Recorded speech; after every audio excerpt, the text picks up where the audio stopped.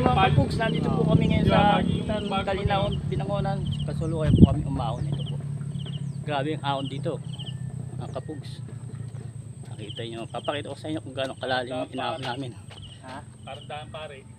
Ayan o, grabe. Grabe yung ahon yan, hindi ko alam kung anong ilang ingredients yan.